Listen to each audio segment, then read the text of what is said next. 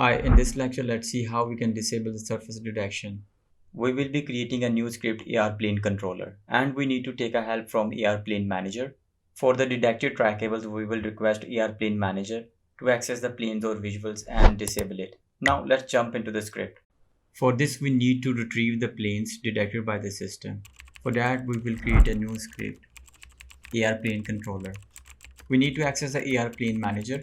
In the wake, we will find and get the AR-Plane Manager. Using the method onEnable and disable, we will register our event that we have created in the last lecture with the name of onPlacedObject. Whenever the onObjectPlace is triggered, it will call the disable plane detection.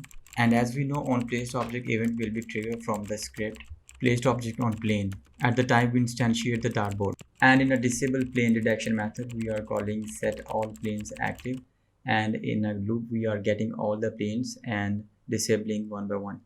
As you can see, in disable plane detection, we are disabling the AR plane manager because further we don't need to scan the surface. The above two methods, onEnable and onDisable, these are the built-in methods. These methods are called whenever the script attached to the game object is created or enabled in a scene. Using this onEnable, we will subscribe our disable plane detection method to the onPlacedObject event of the event class placeObject on plane. For the subscription, we are using plus equal operator. By subscribing to the method, it will ensure whenever the event will occur, it will call our method. Next, we have a onDisable. It's opposite to the above method. This method is called whenever the object is destroyed or disabled. In this method, we are unsubscribing our method from the event, and we are using a minus equal operator. After unsubscribing, it will assure that our method will not be called whenever the event occurs. This step is incredibly important. It will ensure our game has no memory leakage or errors. It's a good rule. Whenever you subscribe a method, you always unsubscribe.